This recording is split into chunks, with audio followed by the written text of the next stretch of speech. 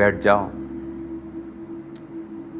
और अपनी आंखों को बंद करके खुदा से कहो कि आप वायदा करते हैं, जो वचन आज आप सुनेंगे आप दूसरों को सुनाएंगे और आप उस पर खुद भी चलेंगे। वायदा करेंगे अपने हाथों को उठा के अपनी सीट पर बैठ के ऊंची आवाज में।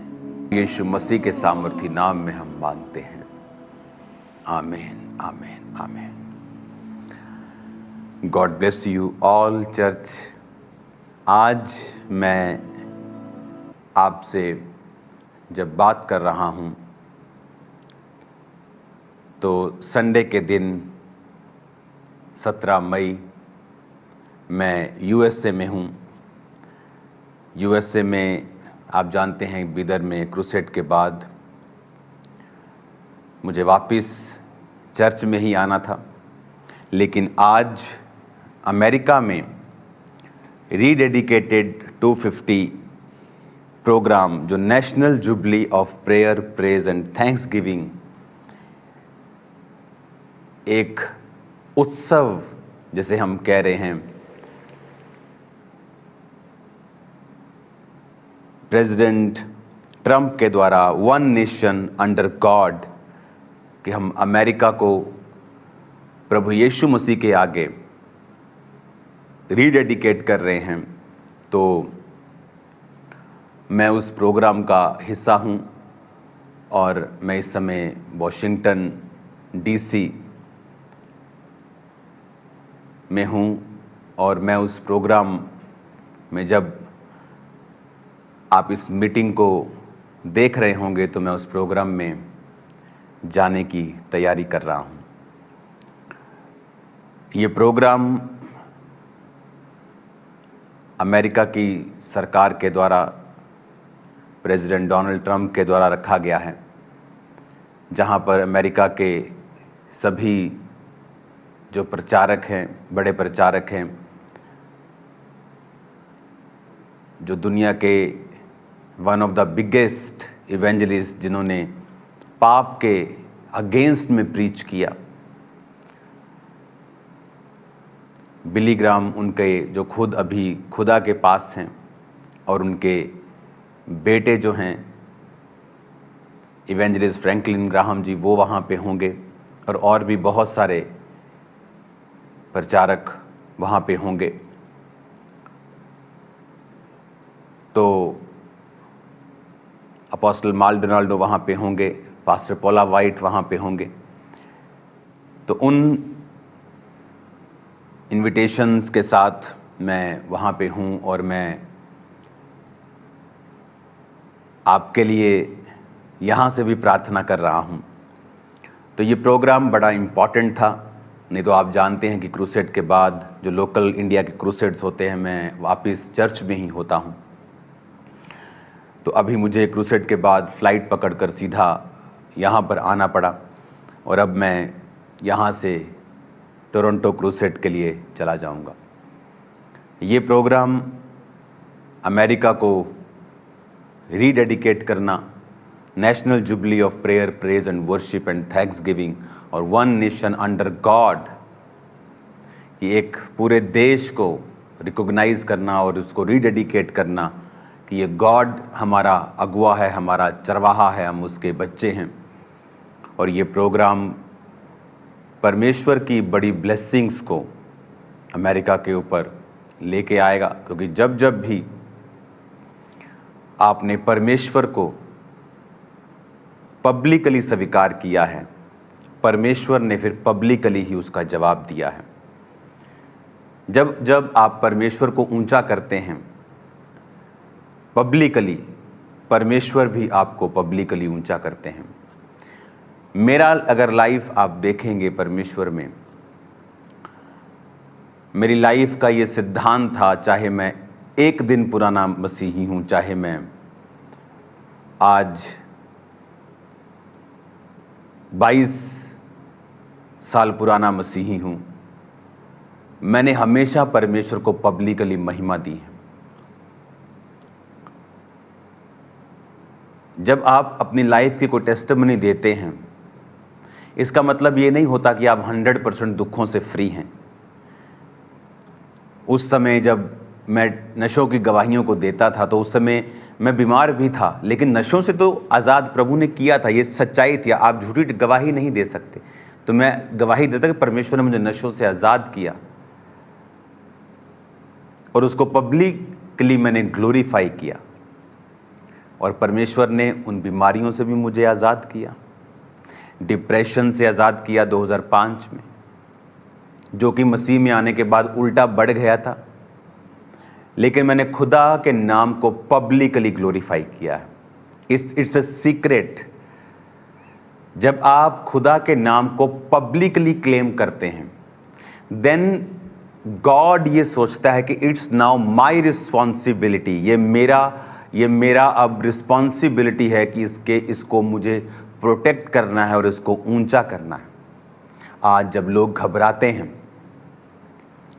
अलग अलग तरह की घबराहट से, नियमों से, सरकारों से, तो मैं उनको बताना चाहता हूं कि हमारा खुदा तो वो खुदा है जो दानियल के समय, राजाओं के समय, जिनको किसी लॉ से बंधा हुआ नहीं थे, वो किसी संविधान से बंधे हुए नहीं थे, वो उनके समयों में परमेश्वर अपने लोगों को बचाता था, बल्कि ऊंचा करता था, शेरों के मुंह से बचा लेता था, मास मर्डर्स से बचा लेता था दानियल के समयों में और बाकी भी समयों में, एस्तर के समय में। तो अब परमेश्वर क्यों नहीं बचाएगा? उसने शद्रक, मेशक, अबेदनगो को बचाया। अगर वो उनका मर्डर होता शायद और भी मास लोगों को और ढूंढते। एस्तर के समय में वो तो बहुत ही बड़ा था, बहुत से लोगों का वो कत्ल करना चाहते थे, लेकिन परमेश्वर ने बचाया। तो हम उस परमेश्वर को मानते हैं जो जीवित है, जो जीवित परमेश्वर है। हैरानी होती है इस बात के ऊपर कि हमारा परमेश्वर जीवित परमेश्वर है। बाइबल की एक एक घटना सच्ची है। एक एक घटना का दुनिया के ऊपर आज भी प्रमाण है। जो मैंने पिछले हफ्ते आपको वीडियोस दिखाई, आपने देखी, वो सल्फर बॉल्स वाली गंधक जो आसमान से बरसी थी। अगर बरसी थी तो इसका मतलब उन लोगों ने कुछ तो किया होगा, कुछ किया था, तो इसका मतलब उस कुछ किए का वो परमेश्वर ने उनको बदला दिया। इसका मतलब उसका वचन सच्चा है, वो भी सच्चा है, तो वो वहां पे हैं। अगर आप बाइबल को आप बिना किसी मिरेकल के भी प्रूफ कर सकते हैं कि वो सच्ची है। इसीलिए जो लोग अकेला प्रीच करते हैं वो भी कामयाब हो जाते हैं इस मसीहत में, और बड़ी सेवकाइयां कर लेते हैं, चाहे उनके पास हीलिंग का वरदान, भविष्यवाणी का वरदान नहीं है। क्योंकि अगर वचन को सही समझ से ही सुनाया जाए तो वो भी साबित करता है कि परमेश्वर जीवित है। कुछ लोगों की लाइफ में मिरेकल्स और साइंस एंड वंडर्स जरूरी हैं, क्योंकि जीसस ने कहा जब तक तुम चिन्ह चमत्कार नहीं देख लोगे विश्वास नहीं करोगे। वो भी इंपॉर्टेंट है कि परमेश्वर फिर उससे साबित करता है कि देख, धरती पर भी मैं साबित कर रहा हूं और स्पिरिचुअली भी मैं साबित कर रहा हूं। अपनी लाइफ का एक नियम बनाएं। अमेरिका एक नई ग्रेटर ग्लोरी पे आप उसे जाता हुआ देखेंगे। नो मैटर लोग क्या कहते हैं, मीडिया क्या कह रहा है, वो छोड़ो वो सब बातें। मैं आपको सच कह रहा हूं, अंदर की बातें आपको बता रहा हूं। क्योंकि जो आप पब्लिकली गॉड को ग्लोरीफाई करेंगे, आपकी अपनी लाइफ को भी परमेश्वर ग्लोरीफाई करेंगे। मेरी लाइफ में मैंने ऐसा प्रैक्टिकल 1 टाइम नहीं, थाउजेंड्स टाइम देखा है। तो लोग बोलते हैं मुझे बपतिस्मा नहीं लेना है, बपतिस्मा लेंगे तो रिश्तेदार क्या बोलेंगे। वो गॉड को ग्लोरीफाई नहीं करते। और आप देखो उनकी लाइफ्स में अटैक्स रहते हैं, बंधे हुए रहते हैं। वो उनको पब्लिकली परमेश्वर ऊंचा नहीं करता, क्योंकि परमेश्वर कहता अगर तुम शर्माओगे लोगों के सामने मुझे अपना कहने से, मुझे भी शर्म आएगी, मैं भी शर्म करूंगा कि ये वही है, ये वही है। स्वर्गदूतों के सामने, मैं पिता के सामने बोल दूंगा मैं इसे नहीं जानता, कहता मुझे भी शर्म आएगी तुम्हें अपना कहने से। जो नहीं लजाएगा कहता मैं भी नहीं लजाऊंगा और बोल दूंगा ये मेरा है। डोंट टच हिम, वो राजाओं को आज्ञा देगा कि वो आपको छुए ना। हालेलुया। मेरा वो परमेश्वर है, मेरा वो खुदा है, वो राजाओं को आज्ञा देने वाला परमेश्वर है। उनसे विनतियां नहीं मारता, वो उनको कमांड करता है, धमकियां देता है वो राजाओं को कि इसको छूना मत। मेरा वो परमेश्वर है और आपका भी वही परमेश्वर है। जिसके लिए वो जैसा है उसी के लिए वो वैसा ही है। आमीन। आज जब मैं यहाँ पे हूँ वॉशिंगटन डीसी में, मैं और उस प्रोग्राम में हम खुदावंद को उस 250 में, अमेरिका जब फाउंड हुआ 250 में, उसकी एनिवर्सरी पर रीडेडिकेट करना, one nation under God, thanks giving के साथ, वर्शिप के साथ, वचन के साथ, टेस्टिमनीज के साथ, खुदावंद की प्रेजेंस में, लाखों लोगों के संग। तो मेरा विश्वास है कि अगर हम भी अपनी लाइफ को रीडेडिकेट करते हैं खुदावंद के सामने, क्लेम करते हैं कि मेरा जीवन परमेश्वर के नीचे है,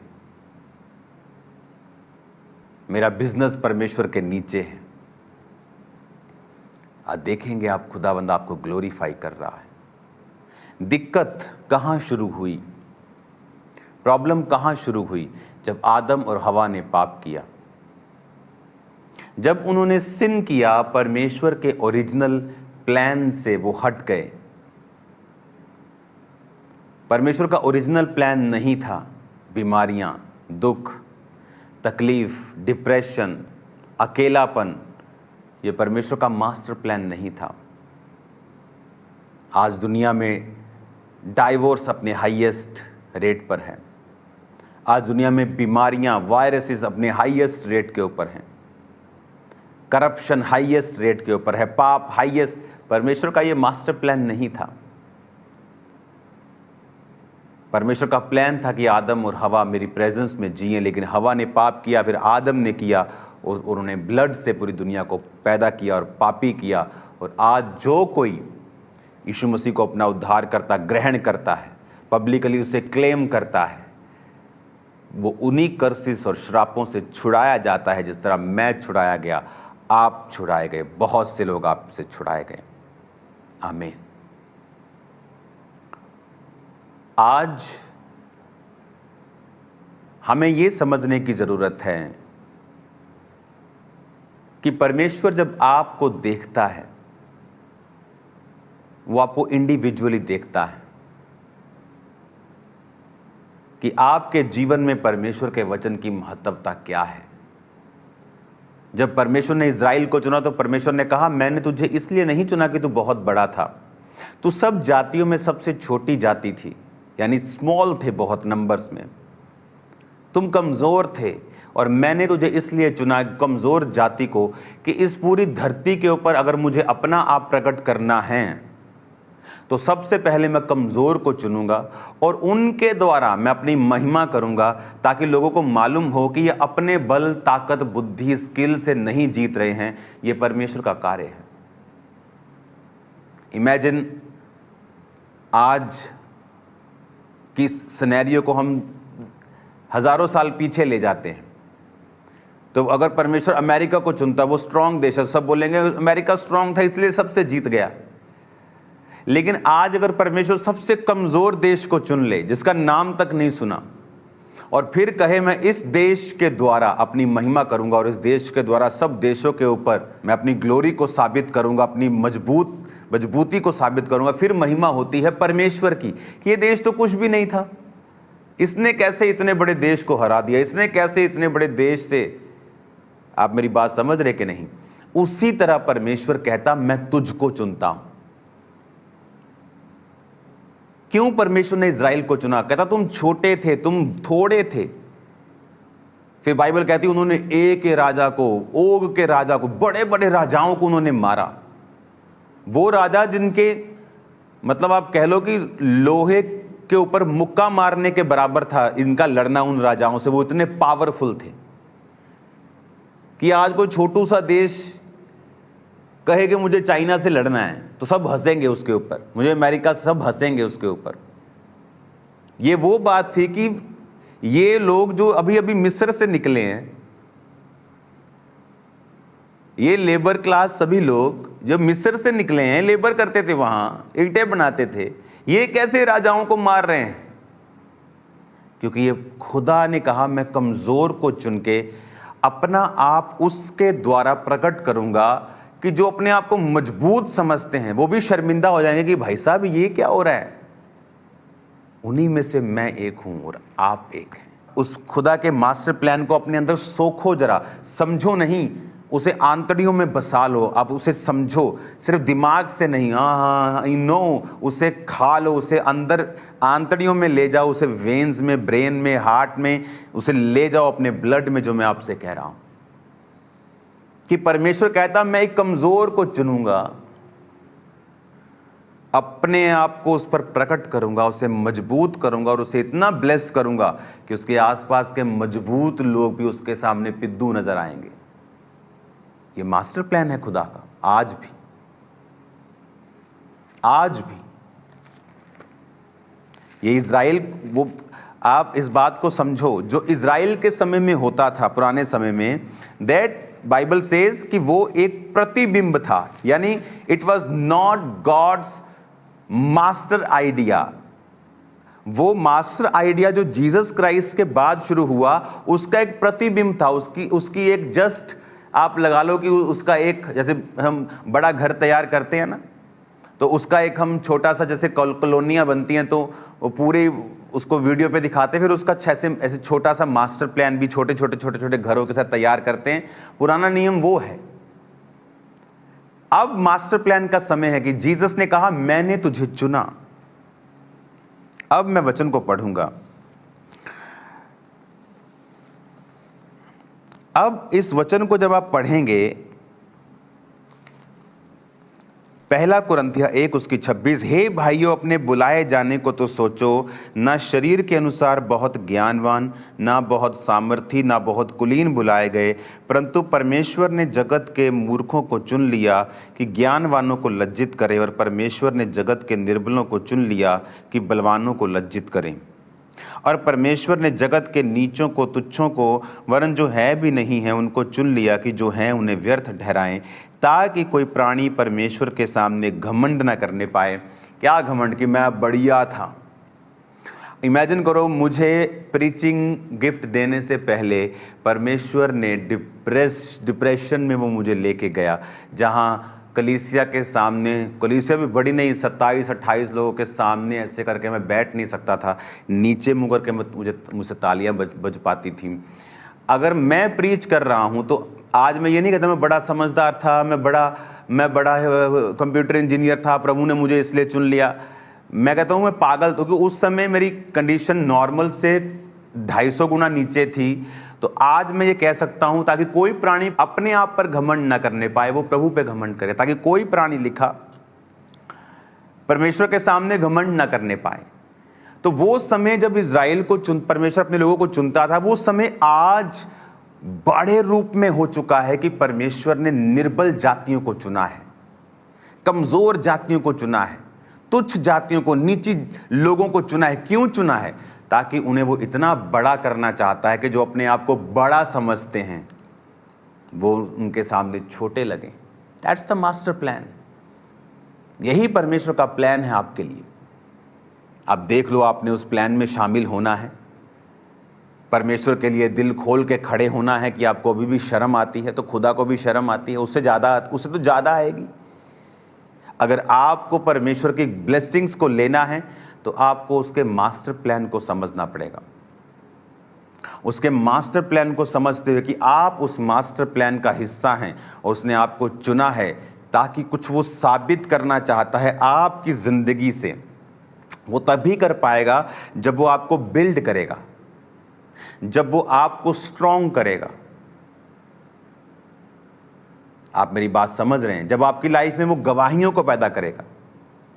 सोचो, मैं अगर यहां होता और मेरी लाइफ में ना नशे की गवाही होती, ना हीलिंग की होती, ना डिलीवरेंस, कोई भी टेस्टिमनी ना होती, तो मैं कैसे, मतलब विश्वास में तो रहता, लेकिन आपको लगता नहीं वो फेथ कितना स्ट्रगलिंग होता?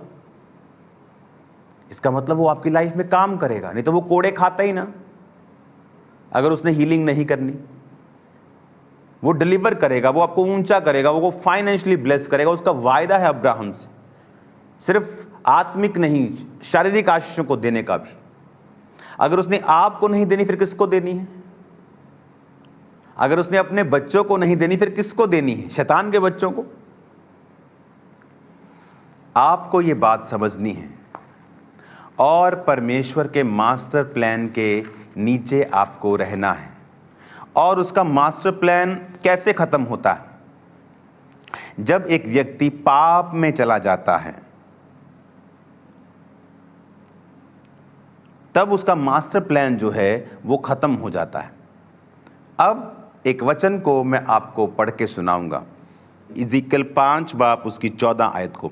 मैं तुझे तेरे चारों ओर की जातियों के बीच सब आने जाने वालों के देखते हुए उजाड़ूंगा और तेरी नाम धराई कराऊंगा। इसलिए जब मैं तुझको कोप, जलजलाहट और रिस वाली घुड़कियों के साथ दंड दूंगा, तब तेरे चारों ओर की जातियों के सामने नाम धराई, ठट्ठा और शिक्षा और विस्मय होगा, क्योंकि मुझ यहोवा ने ये कहा है। ये उस समय होगा जब मैं उन लोगों का नाश करने के लिए तुझ पर महंगी के तीखे तीर चलाकर तेरे बीच में महंगी बढ़ाऊंगा और तुम्हारे अन्न रूपी आधार को दूर करूंगा। महंगी और दुष्ट जंतु तुम्हारे बीच में मैं भेजूंगा, जो तुम्हें निसंतान करेंगे, और मरी और खून तुम्हारे बीच चलते रहेंगे। मैं तुम पर तलवार चलाऊंगा, मुझे यहोवा ने ये कहा है। अब ये आता है उसका उल्टा, जो मैंने अभी कहा परमेश्वर ने आपको क्यों चुना है। अब ये यहोजकेल जो है ये बंदियों के बीच में है। बंदी क्यों बने इजरायली? पाप के कारण। और जब सब बंदी बने तो उनमें सब पापी तो नहीं थे, उसमें परमेश्वर यहोवा को मानने वाले सही लोग भी थे। तो कबार नदी के तट पर परमेश्वर इस अच्छे यहोवा के मानने वाले को दर्शन देता है और ऐसे बातें बताता है कि ये लोगों ने पाप किया, अब मैं इनको दूसरी जातियों के सामने नीचा करूंगा। आप देख लो, जो मसीही लोग वचन जानते हुए भी पाप करते हैं, उनके घरों में नशे बिकते हैं, वो हर प्रकार के चीज़ों को खा लेते हैं, कहीं भी चले जाते हैं, चर्च भी चले जाते हैं, सब जगहों में जाते। आप उनके घरों में देखना, परमेश्वर उनको नीचा करता है लोगों के सामने, जबकि ये मास्टर प्लान नहीं है। रियल प्लान है कि वो तुझे दूसरों से ऊंचा, बेहतर और कहीं अधिक टॉप पे लेके जाएगा। That's the master plan. अब क्रिश्चियंस दो स्टेट में रहते हैं, या तो बेस्ट या वर्स्ट, बीच में इनका कुछ नहीं आता। कहता तुम डालियां हो और मैं सेब का पेड़ नहीं। आम और सेब का पेड़ क्या अच्छा नहीं है? प्रभु ने नहीं बनाया। चीकू का पेड़ अच्छा नहीं है क्या? संतरे का पेड़ अच्छा नहीं, तो वो क्या उनकी डालियां फल नहीं लाती? क्यों? परमेश्वर ने कहा मेरा पिता किसान, मैं दाखलता, तुम मेरी डालियां हो। जो मुझ में फलता है, जो मुझ में फल लेके आता है, मेरा पिता उसे छांटता है कि तो वो और फले। जो मुझ में नहीं फलता, मेरा पिता उसे काट देता है। क्यों दाखलता है? क्यों? अंगूरों की बेल ही क्यों बोला? क्योंकि अंगूरों की बेल अगर फल लाए तो सबसे बेस्ट है। फिर उसके जूस हाईएस्ट क्वालिटी के दुनिया में करोड़ों रुपए के बिक जाते हैं। आम का जूस आपने नहीं देखा होगा करोड़ों में बिकता। अंगूरों के जूस आपने देखे होंगे, जरूरी नहीं वो वाइन ही हो, बहुत सारी चीज़ें हैं जो बिकती हैं, जरूरी नहीं वो नशीली हैं तो बिकती हैं। और परमेश्वर ने कहा लेकिन अगर वो सूख जाए, टहनियाँ, उनका फर्नीचर नहीं बन सकता। आम का पेड़ सूख गया, चलो बैट बल्ले बना लो, फर्नीचर बना लो, डाइनिंग टेबल बना लो। लेकिन अगर दाखलता, अंगूरों की बेल सूख गई, टहनियाँ सूख गई, तो उससे कुछ नहीं बनता, वो जलाने के काम आती। तो या तो तुम बेस्ट करोगे, वो तुम्हें सबसे ऊंचा करेगा, तुम्हें लोगों को दिखाएगा, तुम्हें परफेक्ट करेगा, तुम्हारे जीवन में ऐसी आशीष देगा, तुम्हें प्रोटेक्शन देगा, तुम्हारी ज़िंदगी में आशीषों की बारिश करेगा, तुम्हें इतना बुद्धिमान करेगा कि बुद्धिमानों को वो खुद मूर्ख लगेंगे, तुम्हें इतना हाई लेवल में वो लेके जाएगा। या तो ये प्लान है।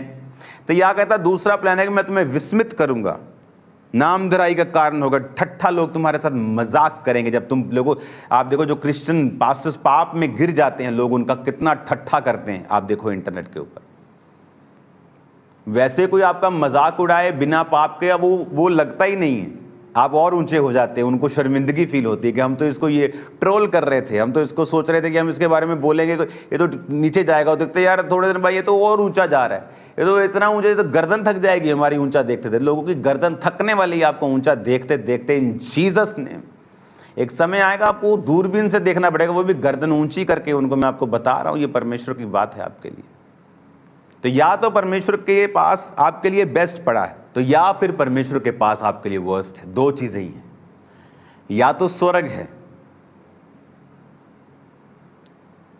बेस्ट, या नरक है द वर्स्ट। बीच वाला कोई नहीं है। या तो कहता तुम टॉप पे जाओ, या फिर दूसरों से भी नीचे जाओ, क्योंकि तुम मेरा वचन नहीं सुनकर सुधरे नहीं।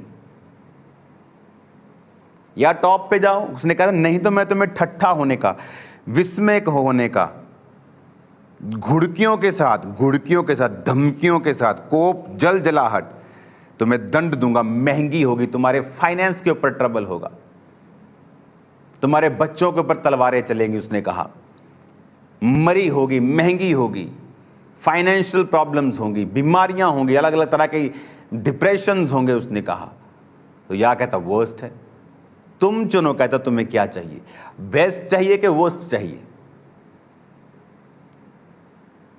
हमें चुनना है कि हमें क्या चाहिए। परमेश्वर का यह मास्टर प्लान है। कहता महंगी दुष्ट जंतु भेजूंगा, मरी खून तुम्हारे बीच चलते ही रहेंगे, ट्रबल्स ही कहता रहते होंगे। क्यों? ये वचन कहता है। और जब हम वचन को इग्नोर करेंगे, हम अपनी बीमारियों, अपनी मुश्किलों का कारण हम खुद ही रहेंगे। हालेलुया। अब एक वचन को मैं पढ़ूंगा, और यह वचन होगा इब्रानियों की पुस्तक, उसकी 4 आयत में। मैं 1 से पढ़ता हूं ताकि आपको उसका फुल सिनेरियो समझ आए। कहता इसलिए आओ मसीह की शिक्षा की आरंभ की बातों को छोड़कर हम सिद्धता की ओर आगे बढ़ते जाएं, मरे हुए कामों से मन फिराने, परमेश्वर पर विश्वास करने, बपतिस्मा हाथ रखने, मरे हुओं में से जी उठने, अंतिम न्याय की शिक्षा रूपी नींव फिर से ना डालें। यदि प्रभु चाहे तो हम यही करेंगे, क्योंकि जिन्होंने एक बार ज्योति पाई है, जो स्वर्गीय वरदान का स्वाद चख चुके हैं और पवित्र आत्मा के भागी हो गए हैं, और परमेश्वर का उत्तम वचन और आने वाले युग की सामर्थ्य का स्वाद चख चुके हैं, यदि वे भटक जाएं तो उन्हें मन फिराव के लिए नया बनाना अनहोना है, क्योंकि वो परमेश्वर के पुत्र को अपने लिए क्रूस पर चढ़ाते हैं और प्रगट में उसके ऊपर कलंक लगाते हैं। जो अभी ध्यान से पढ़ना। अब पौलुस कह रहा है कि हम अब बेसिक शिक्षा को छोड़कर, ले हैंड हीलिंग, वो ये नहीं कह रहे ऐसे बंद कर दो, बल्कि कहता आओ अब हम ग्रो करें। हम समझ गए हैं जीसस क्राइस्ट परमेश्वर है, पर आओ अब हम फ्रूटफुल हों, कैरेक्टर में, चरित्र में, काम करने में। सिर्फ बातें ही ना करें इंटरनेट पे मसीह की हम, कि हम बहुत धर्मी हैं, हमारे जैसा कोई धर्मी नहीं है, बाकी सब पागल ही हैं। कहता काम करके दिखाओ, रूहें बचा के दिखाओ, फ्रूट से, अपने फलों से कार्य करो, उसने कहा। अब कहता 7 आयत में, जो भूमि वर्षा के पानी को जो बार बार उस पर पड़ता है पी पी कर, जिन लोगों के लिए वह ज्योति बोई जाती है, उसके काम का साग पात उपजाती है, तो वो प्रभु से आशीष पाती है। यदि वो झाड़ी ऊंट कटारे उगाती है, तो निकम्मी और श्रापित होने पे है, और उसका अंत जलाया जाना है। अब वो कहता कि जो भूमि जब बार बार वर्षा का पानी उस पर पड़ता है, वो साग पात उपजाती है, तो वो आशीषित होने पे है। कहता अगर तुम्हारा जीवन जो बार बार पानी तुम पे पड़ता है, वचन का पानी तुम पे पड़ रहा है अभी भी, आपको क्या लगता है कि मैं आपको वचन दे रहा हूं? प्रभु का आत्मा आपको वचन दे रहा है, वो आपको भी दे रहा है और मुझसे भी वो बात कर रहा है। मैं, ये वचन मेरे लिए भी है। कहता अगर तुम वचन सुन सुनकर अब साग पात उपजाते हो, लोगों के काम आते हो, तो कहता आशीषित होने पर। लेकिन अगर तुम ऊंट कटारे उगाते हो, कि वचन सुनकर भी व्यभिचारी हो, कि मैंने तो नहीं प्यार मिला, ऐसे लोग भी हैं, व्यभिचार करते बोलते मुझे प्यार मिला। अभी चर्च में व्यभिचार, लोगों के लाइफ में ऐसे भी हैं, चर्च आते हुए व्यभिचारी भी हैं। इमेजिन करो किस आग के वो वेट कर रहे हैं, किस नर्क के भागी वो होंगे। पौलुस कहता है ऐसे पापों पर तुम उलाहना नहीं देते हो बल्कि घमंड करते हो कि मुझे तो प्यार मिला है अभी। और दोनों अपने अपने घरों में शादीशुदा हैं या अनमैरिड हैं, उसमें से कई लोग, लेकिन दोनों पति पत्नी नहीं। आप कैसे, कहता, परमेश्वर की आशीषों को ले सकते हो? कहता तुम्हारा अंत जलाया जाना है कि तुम वचन सुनकर भी ऊंट कटारे उगा रहे हो और प्रभु को फल नहीं दे रहे हो। कहता मैं आता हूं फल पाने की इच्छा से, और जब तुम फल नहीं लाते फिर तुम्हारा कुछ बैट बल्ला नहीं बनेगा, तुम सीधा जलाए जाओगे। या तो बेस्ट करोगे या वर्स्ट करोगे, या तो सबसे ऊपर या सबसे नीचे, बीच का कोई स्थान नहीं। या तो स्वर्ग जाओगे। तुम सोना देखते हो तो कितना ग्लोरियस लगता है ना, वो छोटी सी इयरिंग, छोटी सी मुंदरी कितनी ग्लोरियस लगती। सोने की सड़कें हैं, रियल सोने की सड़कें, रियल वाले की। स्वर्ग इमेजिनरी नहीं है, आप आत्मा में इमेजिनरी वर्ल्ड नहीं है वो, इससे रियल है वो, इससे रियल वर्ल्ड है स्वर्ग। वहां रंग बिरंगे पानी है, मैंने देखे हैं, एक दर्शन मैंने देखा था स्वर्ग, रंग बिरंगे वाटर्स हैं वहां।